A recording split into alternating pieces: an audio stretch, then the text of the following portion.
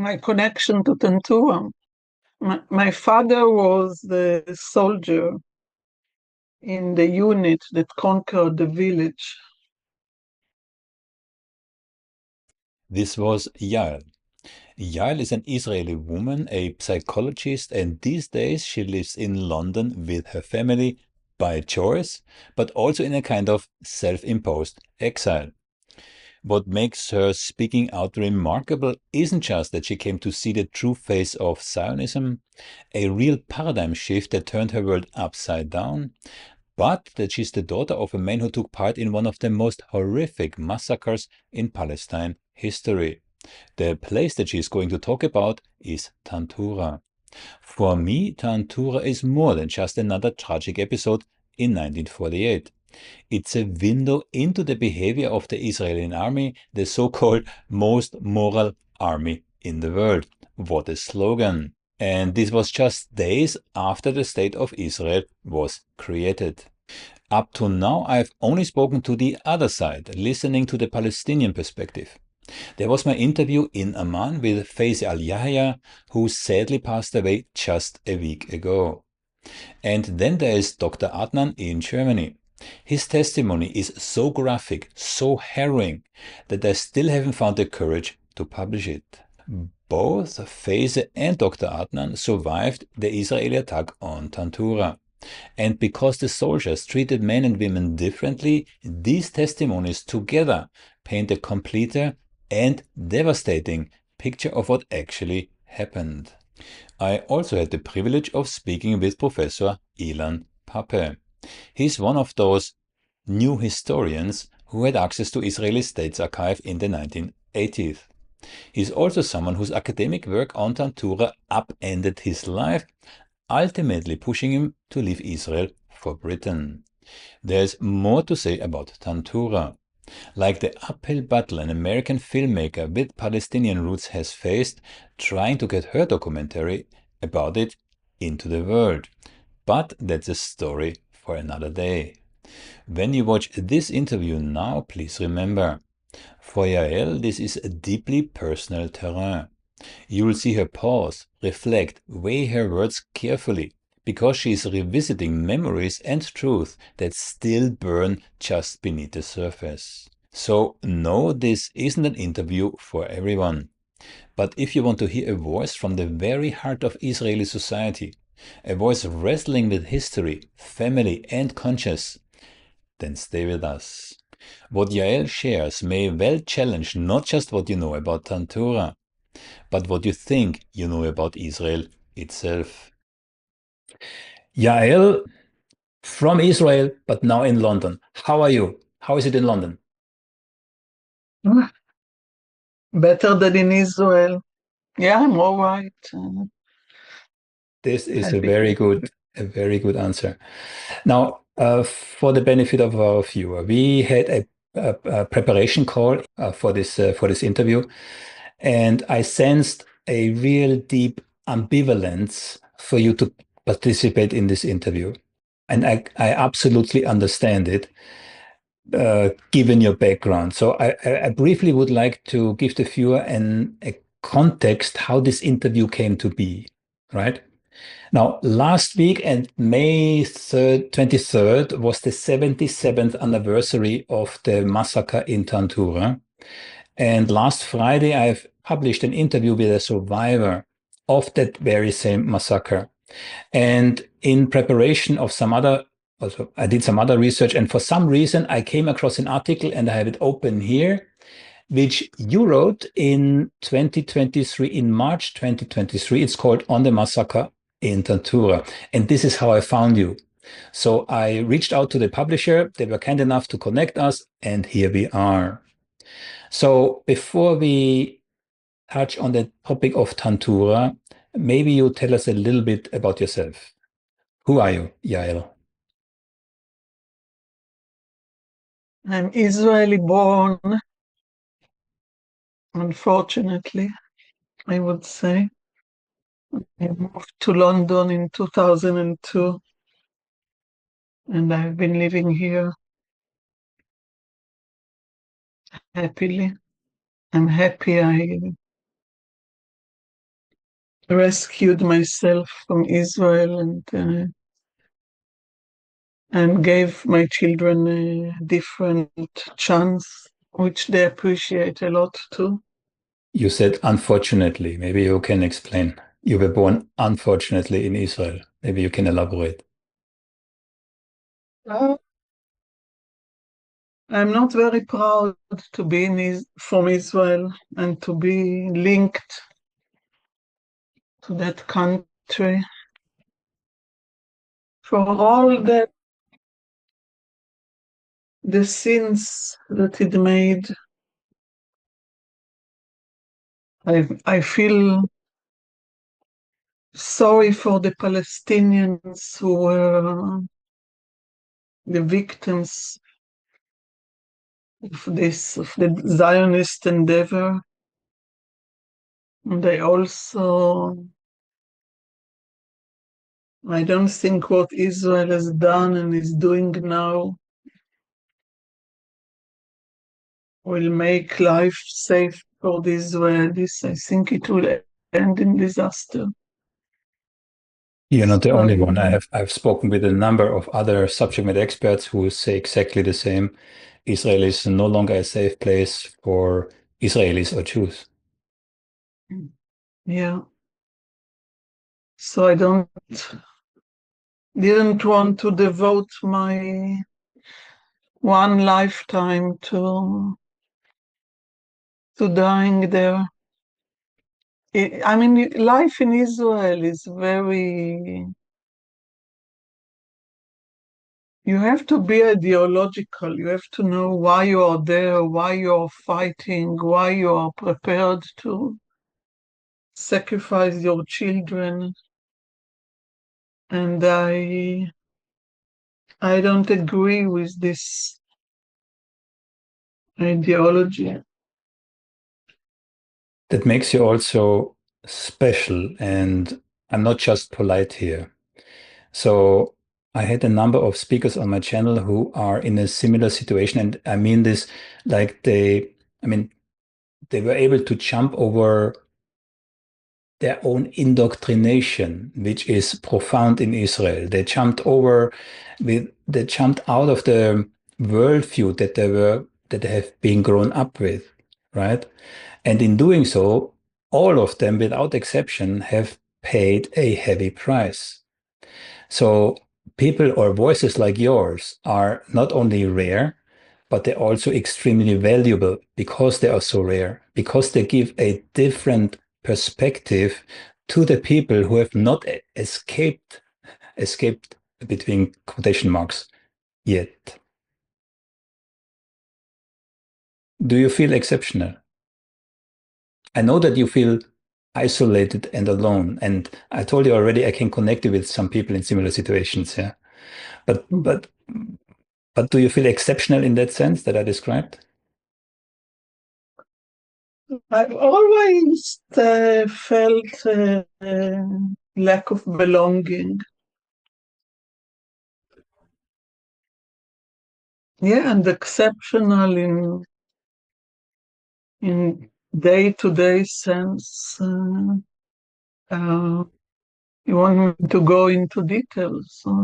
Well, we could I'm start with you said it in the pre-call. We could start with how you grew up in Israel. Maybe that's a good segue. how I grew up. I grew up in a deeply Zionist family in the historical sense, very proud. Um,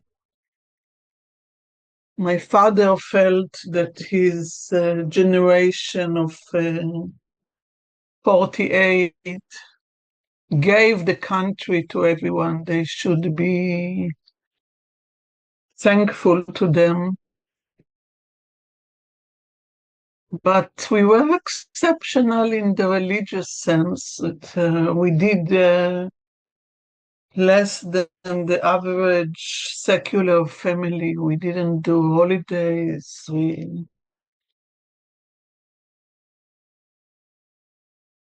That goes back to, I don't know, to the generation of my grandparents who didn't circumcise my father when he was born.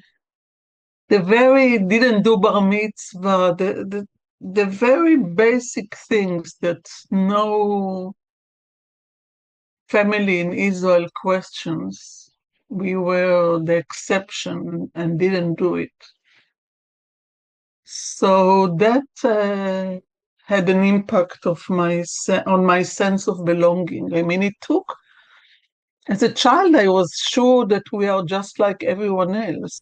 It took reaching adulthood to realize how different we were in this sense. So what were we doing in a Jewish state when we were hardly practicing anything Jewish? And I was very oppositional at school when we had to learn years and years of Bible classes, and it didn't mean anything to me. And so, yes, to your question, I guess I was exceptional. You mentioned you realized the big lie.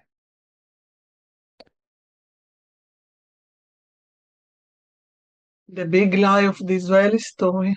Yeah. That I'm ashamed to say took years. I mean, I was not. I became political quite late, I would say, when I went to uni and had a bunch of lefty friends, and that was the days that the first Lebanon war started, based on a lie. I was thinking about it this week. It started with a lie that Sharon told Begin that we go in only 40 kilometers without any intention of doing it. And I guess it shocked my naive belief in the head of the state that dared lie to the people, to one another, to take people to lead people to their deaths without any justification. What did you think when you heard So about this? Sorry. I was, because you mentioned Sharon. What did you think, if you still can remember, what you thought when you heard about Sabra and Shatila? Yeah, it was shocking, and I would say, one of the conclusions of the inquiry was that he would not ever be allowed to be Minister of Security again. And the public has such a short-term memory. And when he was elected 20 years later to be Prime Minister, all the years of ambivalence, my ambivalence about leaving, I always wanted to leave and something held me back. But when he became Prime Minister, I felt that it would be irresponsible to bring up children in a country led by him. So, yes, Sabra and Shatila was a crisis line, I think. There, But he has lots of blood to his name from previous wars when he was in the army. So he didn't start his career in Sabra and Shatila. It was a peak. there's this, and if I say it, especially my friends in Jordan, They always raise an eyebrow because I say the slogan, a land without people for a people without land, is a brilliant slogan. That doesn't mean I agree with it, but it's a brilliant slogan because number one, it worked. Number two, it's an intergenerational slogan. It worked several generations and it still works today. Now, you have been there as a child and specifically in Tantura. So was Palestine really a land without people? It really amazes me because I was born not that long after 48, 8 years,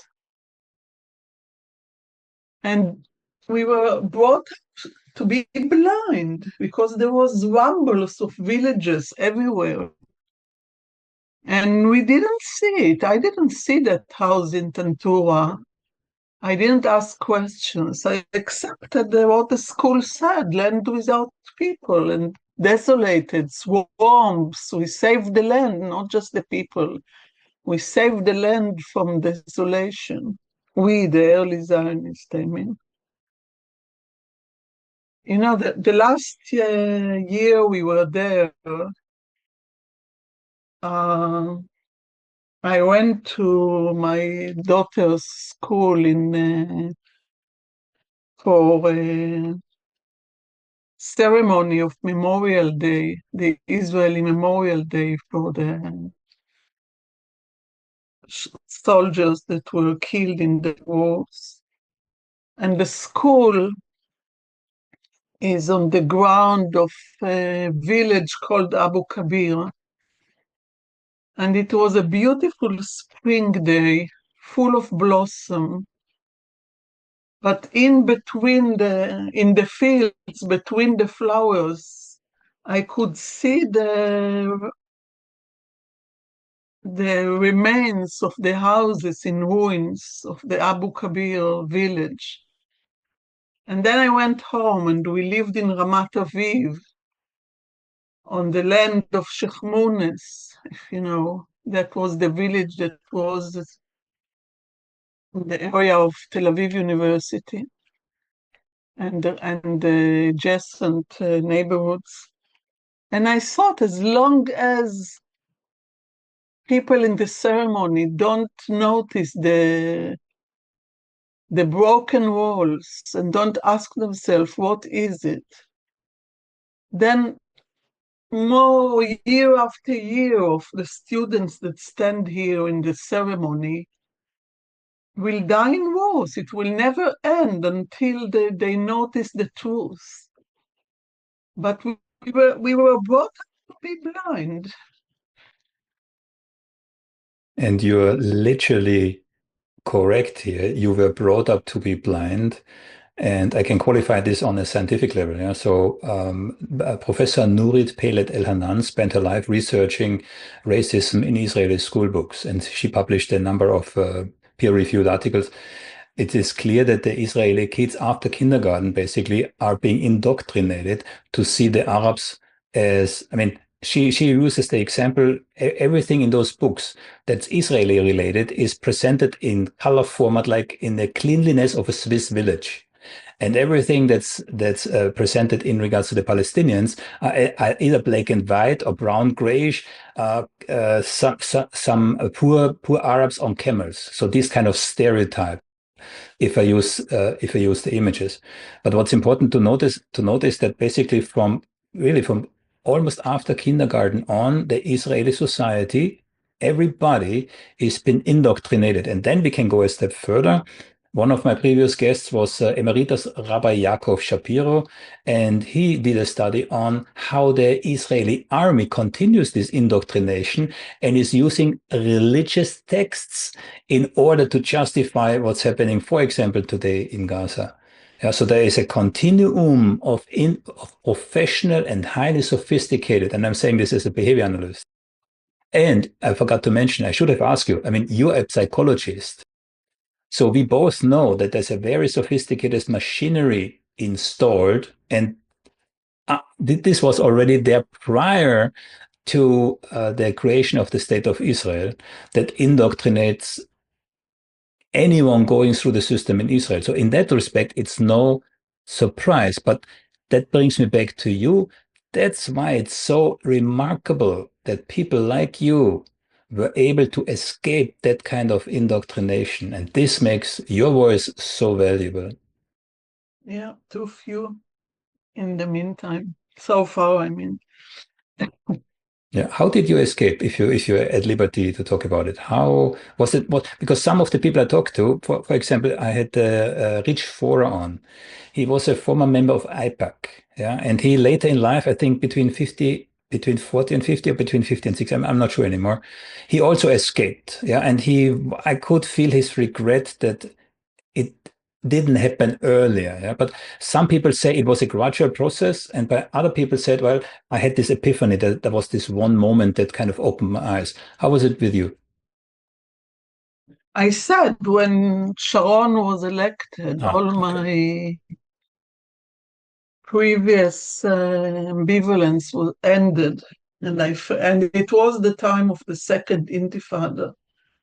So I just felt I'll be lucky to escape without anyone being hurt, any one of my loved ones. How old were you when you left Israel? Mhm. How old were you when you left Israel? About. It was 44, 45, Okay. a bit And late in life. I don't want to risk repetition here, but what was the moment that made you decide, now I have to leave? Now it's enough. What was that moment? Do you still know? Yeah, that year was frequent terror, uh, how do you say it? Actions, buses bombed, and I just felt going in between the bombs and very afraid. I'm not a brave person. It's not for me to live in a war zone.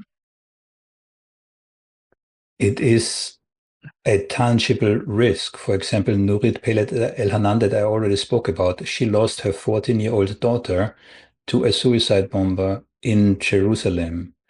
And despite the fact, her whole family, they didn't turn to hate, they turned to understanding. Yeah. So again, this is not a abstract possibility you might get killed by a bomber. No, people do get, at that time, got killed by bombers. Yeah. Now, Yeah.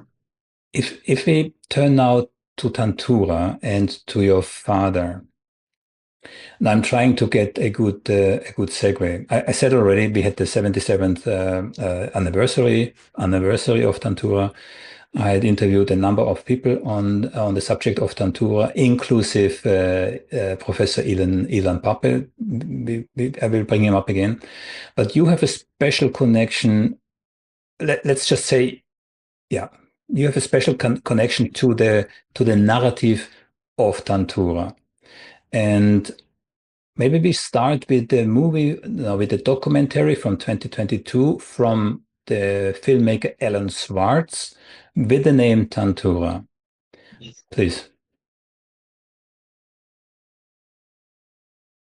My connection to Tantura. Yeah. My father was the soldier in the unit that conquered the village. When I heard before the film, when Teddy Katz was in the headlines, and I heard what went on in that village, the massacre, and my father then led the fight to save the unit's reputation. Uh,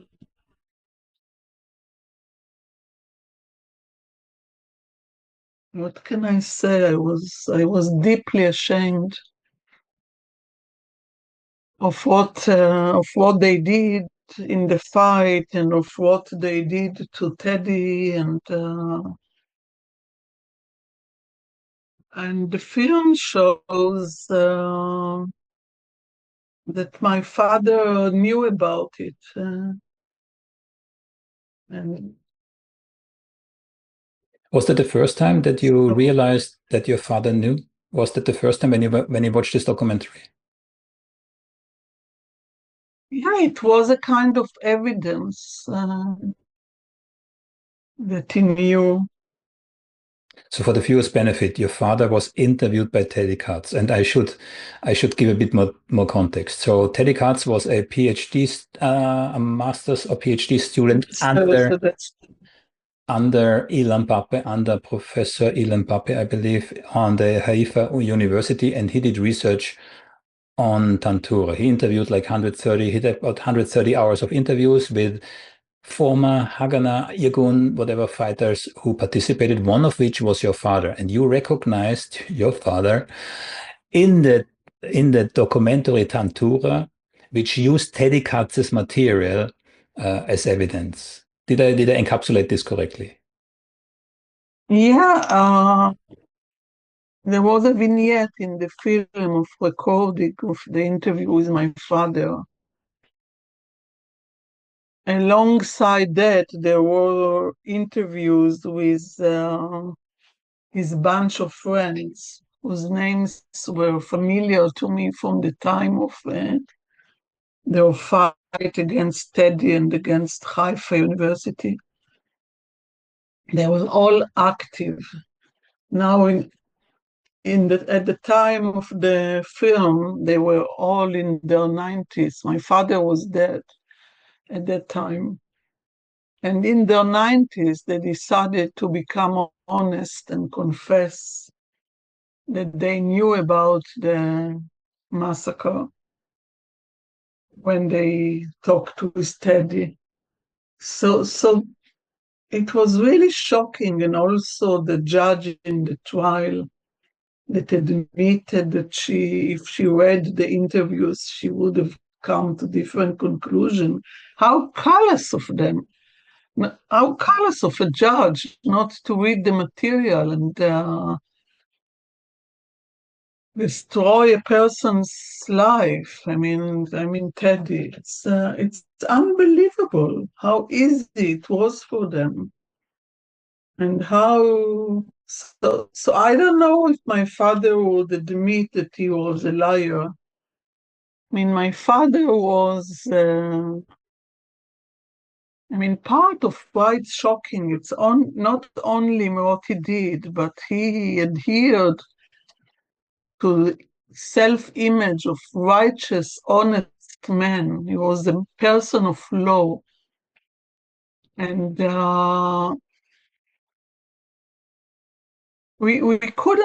I couldn't as a child get away with a small bluff of something I did.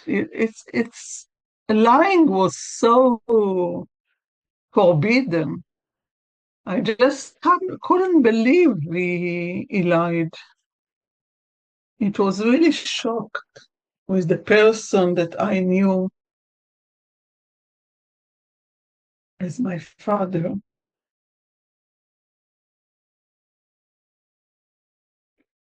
Do you ever have contacts with his former friends from that time? No. I did approach Teddy once. I don't know if you remember. At the time that this was going on, there was a gathering of the left to support him in a place in Israel, and I approached him afterwards and identified who I was. It was very difficult because at the time my father was already very ill and in hospital, and I was disloyal. Everyone was loyal to him. Everyone who came to their house took their side. Everyone. And I couldn't. I really believed what Teddy found. Maybe for the benefit of the viewer. So Teddy Katz published his master thesis. He got the absolute highest grades. I noticed from Ilan Pappé. A year, nothing happened. And then for whatever reason, it was picked up by a newspaper, and basically then all hell broke loose. So as a consequence of this publication, many of those people that he quoted in his master thesis retracted their statements. They said he either lied or he misrepresented, these kind of things. He had to do his master's thesis over, and he was rejected. He was even taken out of the university library. His life was virtually destroyed. He suffered 2 or 3 strokes. He is still, since then, sitting in a wheelchair.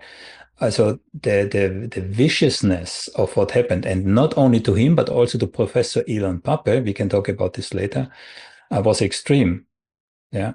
So in that He context, was, so Teddy was about to start his PhD. That was out of the question after what they did to him.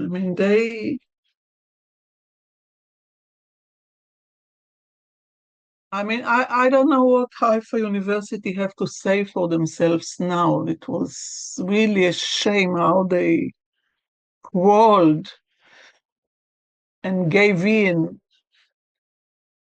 especially to since the attack. the Tantura documentary completely vindicates Teddy Katz, because in the Tantura documentary, some of the same people that denied having said what they said to Teddy Katz now openly restated it in Alan Schwartz's documentary. So this documentary absolutely vindicates Teddy Katz. Yeah, and at about the same time, I don't know if you know forensic architecture research on Tantura. They found evidence. They found mass graves, including one under the car park for the beach. Which, I wondered how did my father take us to that beach and parked the car on the mass grave? He must have known it was. Nothing was mentioned. It was just a beautiful beach and a treat to go there, rather than the beach near where we lived. I heard So from it the survivors that Tantura was indeed an exceptional beautiful image, a village. Yeah, it was not just another village. It was directly on the coast. The fish was excellent. The water was crystal clear, white sand, this type of things, and sophisticated buildings. Yeah, I heard from other Israelis when they came that they were surprised how well the interior and everything was from the houses there. Yeah, and the veterans of the kibbutz in the film, that the kibbutz was built on the lands of Tantura. Their position is really amazing, refusing to see themselves as settlers on somebody else's land. You wrote in the article from last year, let me have a look, that your father was leading, let's say, the attacks against Teddy Katz. Do I phrase this correctly? Yeah, he was a lawyer, so that was his area, the legal battles. Also, they hired another lawyer because I think he wasn't able to go to court because he was ill, but he sat on his armchair and ran everything. I wonder, again, you are also you're a psychologist, yeah? So if you would have to analyze this from a psychological perspective, and I don't know if if you don't want to go there, just let me know, yeah?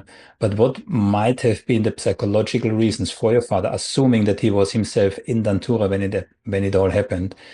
What could be some psychological explanations that he then led the attack on Teddy Katz? Could it be simply psychological self-preservation? The years before, these veterans were busy glorifying their name. They erected memorials in the area, and I think it was very important for them to go down history as the heroes that won this battle, and so they didn't want it to end in a shameful tone. But also, my father lost a friend of his there in the battle. And I think that left him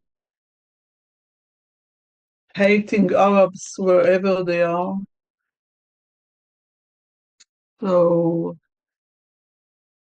And the name of the friend was Gideon, right? Yeah. Tell us. Sorry? Tell us. There's a backstory, so tell us. That he named my brother after this Gideon. Yeah. And the same is true for Gideon Levy, the Israeli journalist working for Haaretz. He also got his name based on that person. It's one of those coincidences. If you put this in a novel, yeah, it's unbelievable. Yeah. Yeah. But that shows that story. I mean, that shows that your father's connection to Tantura was really, really deep. Yeah, I knew about Gideon growing up. We went every Memorial Day, every year to visit his parents. I mean, he was an only child, and it was very sad. But I don't remember having made the connection that Gideon died in Tantura. I knew he died in the war, but that my father didn't speak about Tantura, and he did speak about.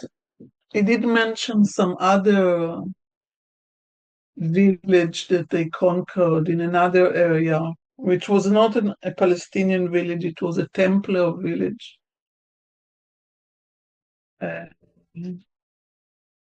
But he didn't speak much about it at all. I believe Tantura was. When we came to tell my parents that we decided to leave, my father said some horrible things. Among them was, is this what we fought for? As if my life decisions are linked to just have to justify his fighting. I have to devote my life to justify it.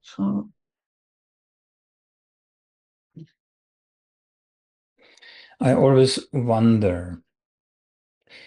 The Americans invaded Iraq thinking that Saddam Hussein was responsible for 9/11. I have pictures where American soldiers had engraved the Twin Towers and the Pentagons on their helmets. So they really believed Saddam Hussein had something to do with 3,000 casualties on 9/11.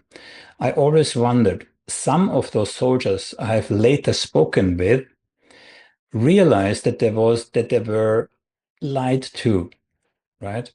And then for me again, it's interesting to observe how people react. Some double down and defend it. Others can't handle it. Many of them anyway have PST, alcohol, drugs, these kind of things. Yeah? So there are different defense mechanisms, psychological defense mechanisms to cope with these kind of things. Yeah. So I wonder how it was for your father. Because he must have, in later life, he must have realized, especially when more and more information came out, he must have realized that this is way beyond the Israeli army being the most moral army in the world. Another such a brilliant slogan. A myth, yeah. Maybe that was his I, defense mechanism he to kind of projected it out. The guilt was projected onto me, I guess. onto you. I thought on Teddy. Yeah, maybe too, but I was more exposed.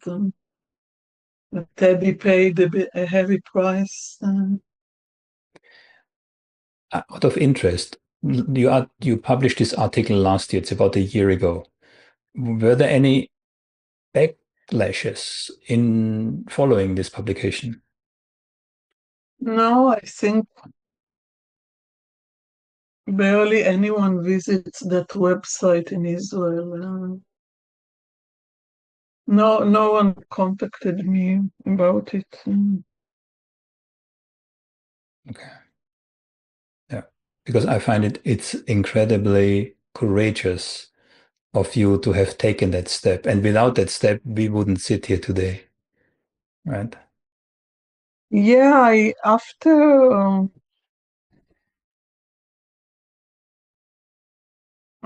the research of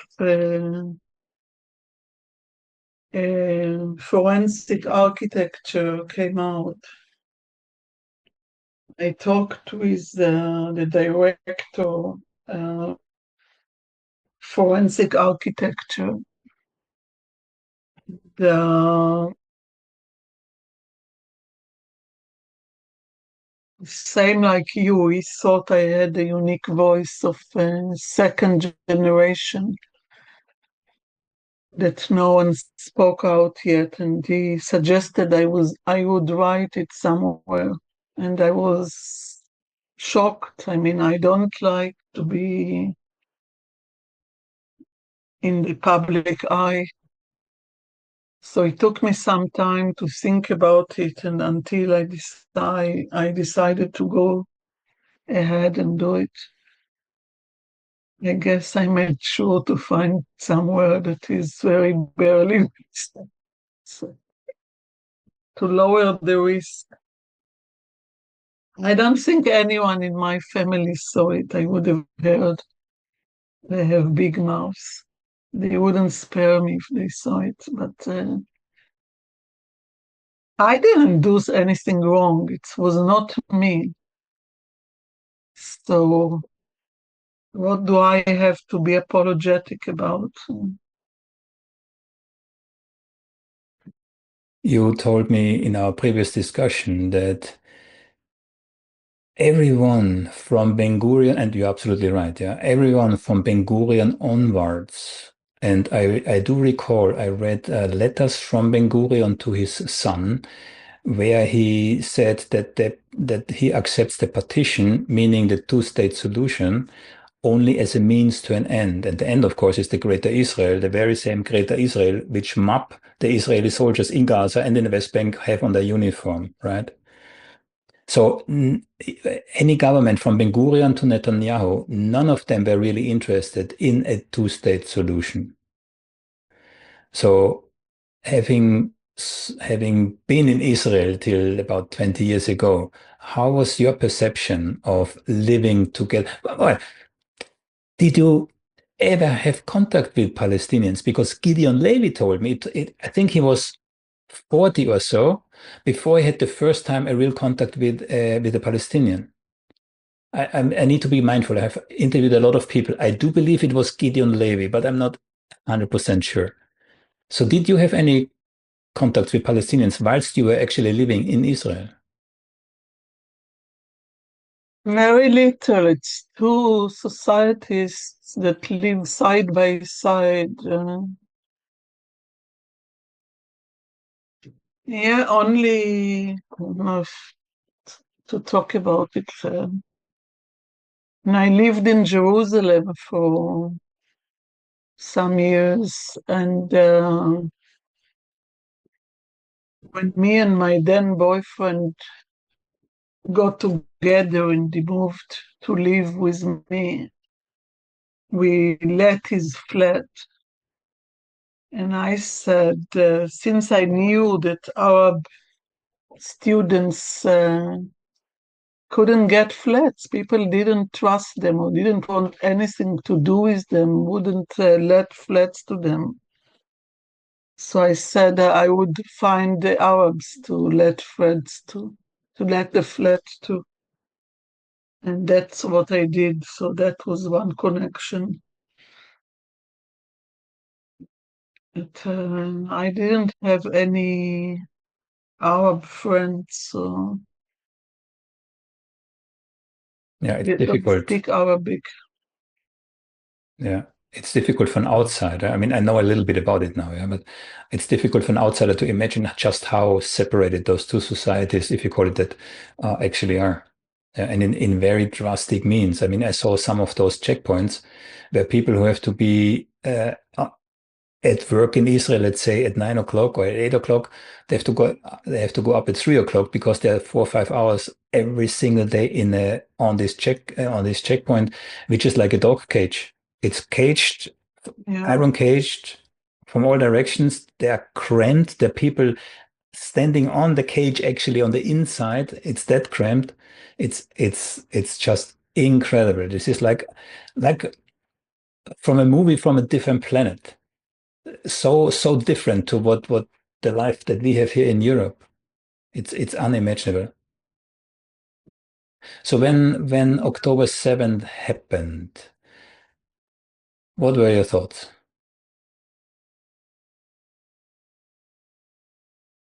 Now I'm really taking a risk. And really only say what you feel comfortable to say. So I don't want to push you in any direction, make you uncomfortable. I thought, look, it was horrible, and the more the stories came out about families in the kibbutzim, where was the Israeli army? The army, the soldiers were taken to protect the settlers. It's unbelievable that the border was left exposed, and there was sophisticated high-tech system, but no one sat at the screens to look at it. No, the army was not there. I mean, will Netanyahu ever pay for that? But It's I even felt sorry. it's even worse than that. There were female Israeli soldiers who actually saw what happened on the screen and they warned the headquarters, and they were not believed. And all of those female soldiers are dead today. Egypt warned Israel twice. Formally, we know Egypt warned Israel twice. But you put your finger in a very interesting spot. I also wonder, why did it take up to 72 hours in some places for the Israeli army to arrive? I mean, Israel is a post stamp. It's a very tiny, tiny country. Why did it take so long? And I'm very suspicious. I think The soldiers were deployed elsewhere, but so. It takes those race. you know what? It's not a surprise. What do they think? They can cage people in a narrow strip without jobs, without a life, and have a party 2 miles from the border? I mean, how? All the kibbutzim have very nice life in sitting on the border. It's they don't see the contradiction, you know. It didn't surprise me because it really can't work for the long terms, side by side, the good life and the depleted miserable life in a cage. I mean, I'm not justifying what the Hamas did, but it led to it. The reality led to that day. Every time something like this happens, we see the same tactic. History starts, in this specific case, on October the 7th. Everything that happened before it is absolutely disregarded in the public discourse, right? And that makes it, of course, easy to, for Western journalists, the first almost half year, the first question was, do you condemn Hamas, right? As if, I mean, UN Secretary Guterres was almost lynched when he said October the 7th did not fall or did not come out of a vacuum. Yeah, the Israeli ambassador to the UN almost, I mean, exploded, right? So even scratching on the topic is like toxic, to say the least. Yeah, it will not make me popular, but I couldn't care less. The truth is more important in this case. Would you ever consider to go back to Israel? And if so, how would the circumstances have to have changed to make that happen? It will never happen. I can't even contemplate land of milk and honey. It will never happen. It will never be, I don't think it will be resolved in my lifetime, the conflict. They are really miles away from any resolution. As we record this, and I think I saw it even yesterday, I mean, we had this before, right? So within Israel are tensions, and there are multiple fault lines, not only between secular and religious, not only between Sephardic and Ashkenazi, so there are multiple. So we have now the fault lines between those who want to have the hostages back.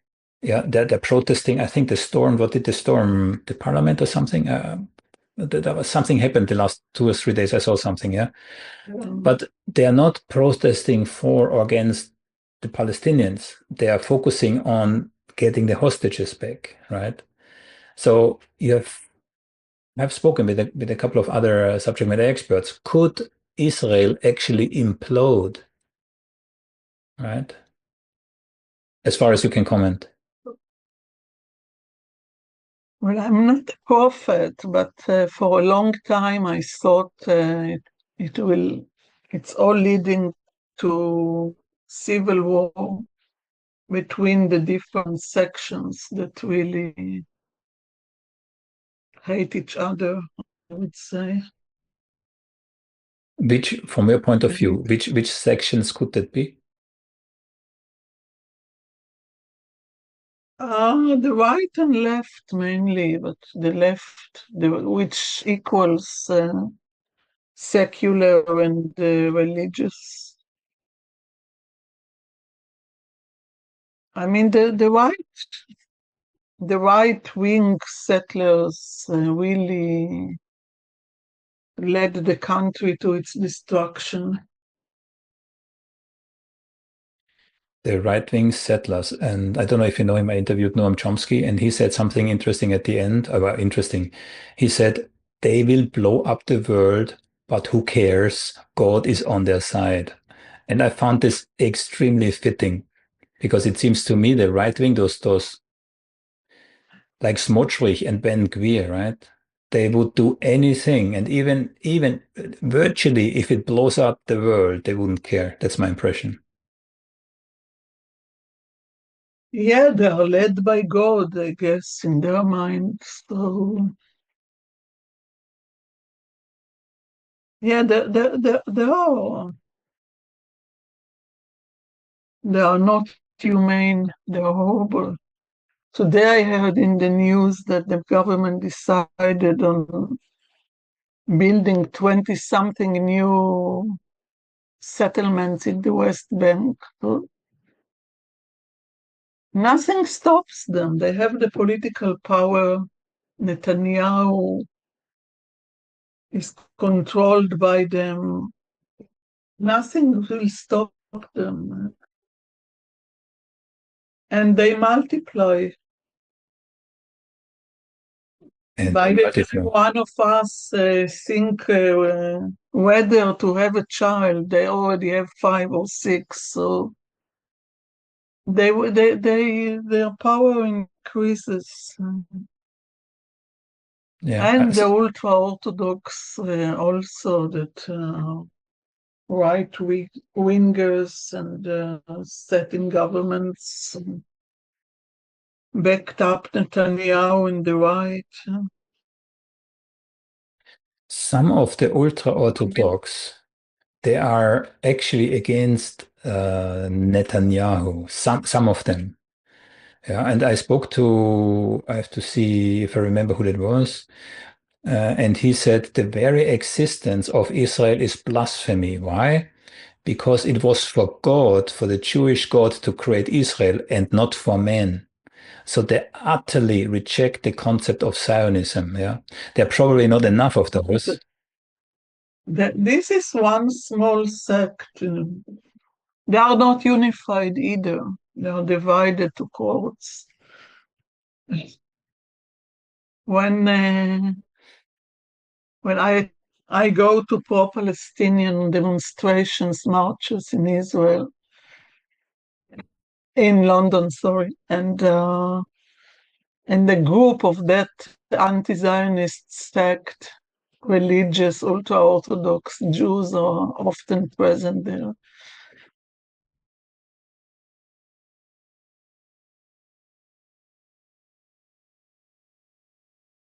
I mean, at least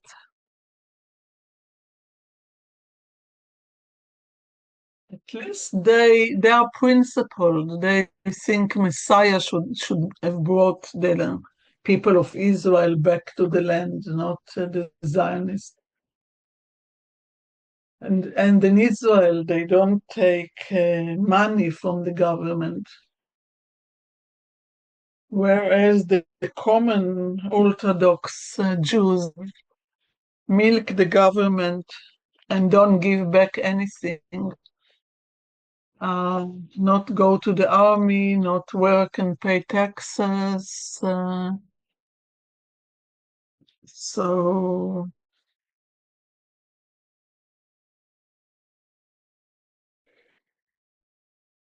Yael, I mean, Israel was built by socialist lefty people. They are gone now. They have no political. There are barely any voters. No political power to those parties. So it's shocking how it developed. I think I heard Netanyahu in an interview. He was actually proud that he kind of, eradicated socialism out of Israel and make it into a market economy. I heard him say that actually. Yeah. Yeah. Yeah, I'm sure he is. Yeah. Yael, is there any topic that you would like to bring up that we have not discussed? Anything at all? No, not at the moment. Not right now. Nothing comes to mind. Would you have a recommendation to Netanyahu? Sorry? Would you have a recommendation for Netanyahu? To die as soon as possible. He's not going to like that. In that, I'm not alone. I hear it from friends in Israel, wishing him death. There is a group in Israel of Arabs in the village next to Tantura, Jisr al-Zarqa, that try to build a commemoration for Tantura, and Israel doesn't give them a permit. And I was in touch with one guy from there, It's a bit like second generations of Nazi family in Germany. I always thought I could never understand how they existed with this burden on their soldiers. How they are not ashamed. I think there are parallels. There was one researcher in Israel who interviewed the second generations of Nazis, and I found that, like in families of Holocaust survivors, they didn't speak about what they did in the family. They didn't speak with the children about what they did. They were all in the war. My father didn't speak about it. So I don't know. Do you have a picture of your father from that time? If there is a picture. From your father at that time when he was young, when he was in the army? Do you have a picture? I don't think so. I didn't get the pictures. Don't know if my brother keeps it. I don't know. Otherwise, I could have Why studied. do you think? Maybe they recognize him. The old lady said a couple of times when I interviewed her, I can see it like they are standing right next to me. She said a couple of times. That's why I'm asking. So that the impression must have been so strong that 90 years, 70, whatever years later, she still has a crystal clear image in her mind. Anyway, think about it, Yael. Okay? Okay. So I want to thank you again for your Thank you. time. And you will hear from me again. Yeah.